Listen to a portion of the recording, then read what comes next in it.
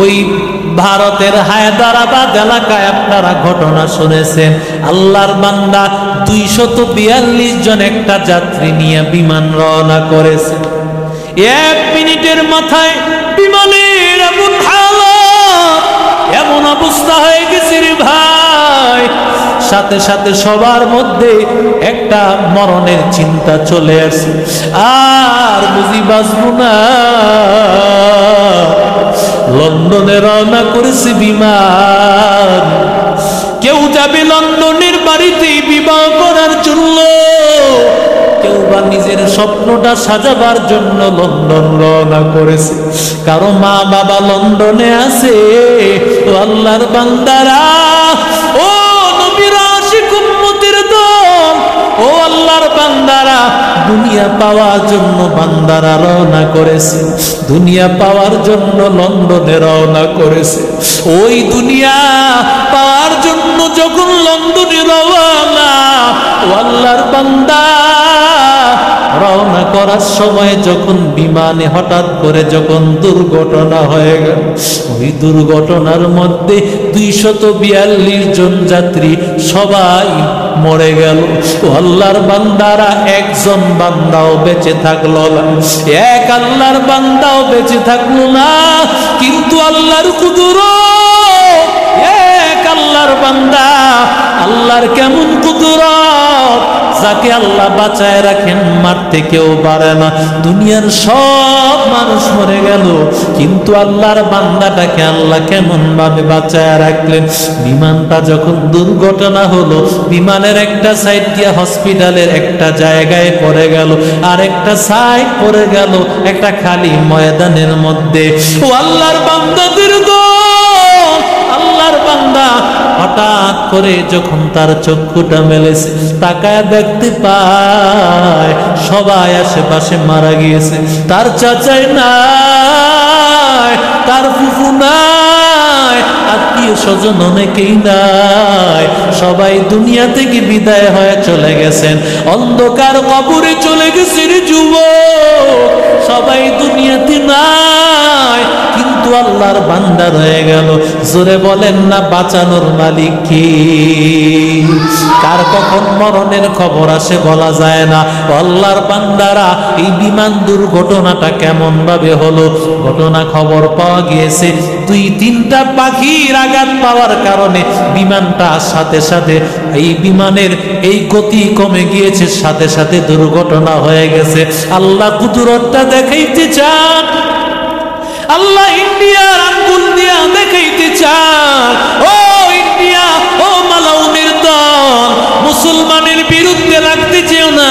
আল্লাহ যেমন ভাবে আবাবিল বাহিনী পাঠাইয়া, আল্লাহ যেমন ভাবে মক্কার সেই হস্তি বাহিনীকে আল্লাহ তাআলা শায়েস্তা করেছেন, আল্লাহ মাত্র 2-3টা পাখি দিয়া বিমানের এতগুলো যাত্রীকে মুহূর্তের মধ্যেই আল্লাহ শেষ করে দিয়েছে।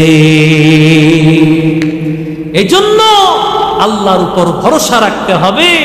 সব কিছুর মালিক আল্লাহ, হায়াতের মালিক আল্লাহ, মৌতের মালিক আল্লাহ, পৃথিবীর কেউ পারবে না। আজকে ইসরাইল যারা মুসলমানকে নির্যাতন করে ধ্বংস করে দিয়েছে, গাজার মুসলমানদেরকে নিশ্চিহ্ন করে দিয়েছে, আজকে সেই ইসরাইলের অবস্থা 12টা বাজায় দিচ্ছে, ঠিক কিনা জোরে বলে?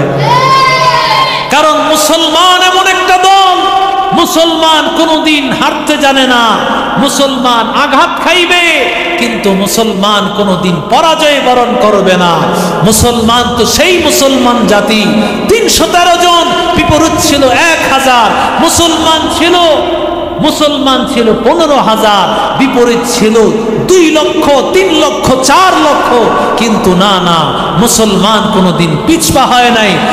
মুসলমান একজন 1000 কাফের মুশরিক বেঈমানের বিরুদ্ধে লড়াই করতে প্রস্তুত। মুসলমান ইমানদার আল্লাহর গোলাম, আমল করা লাগবে, আমল ছাড়া আল্লাহর কাছে কোনোদিন জান্নাত পাওয়া যাবে না।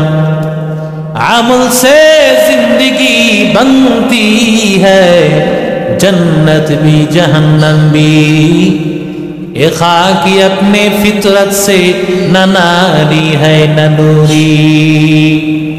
ओ मुसलमान अल्लाहर गोलाम, আল্লাহ কি বলো, আল্লাহ আয় আল্লাহ আমি তোমার কাছে জান্নাত চাই, জাহান্নাম থেকে মুক্তি চাই। ও আল্লাহর বান্দাদের দল,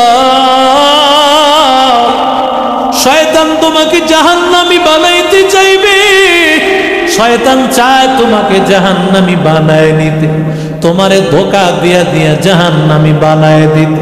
কিন্তু বান্দা, যেই বান্দার ভিতরে থাকবে আল্লাহর ভয়, যেই বান্দার ভিতরে থাকবে আল্লাহর মহাব্বত, ওই বান্দা সব সময় চিন্তা করবে আমি আল্লাহকে ভয় করি, আমি আল্লাহরে মহাব্বত করি, আল্লাহর ভালোবাসে, আল্লাহর গোলাম।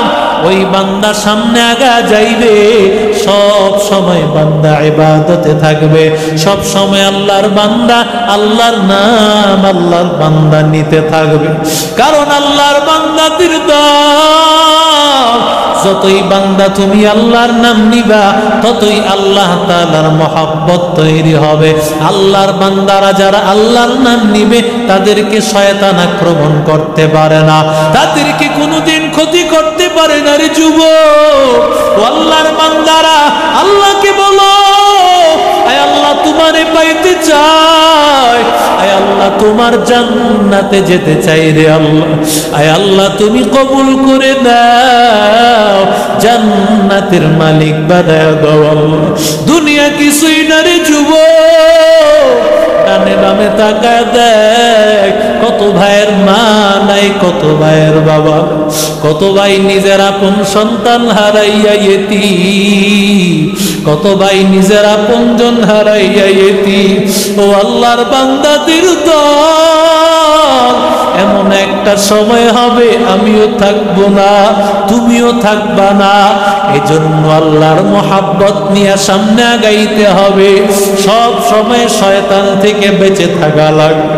কারণ শয়তান চাইবে না আমি নামাজি হয়ে যাই, শয়তান চাইবে না আমি কোরআন তেলাওয়াতকারী হয়ে যাই, শয়তান চাইবে না আমি আল্লাহর মহব্বতের বান্দা হয়ে যাই। ও আল্লাহর বান্দারা, আল্লাহ তাআলা যাকে চান তাকে বাঁচান, বাঁচানোর মালিক জোরে আওয়াজ করে বলেন কি? আরো জোরে বলেন।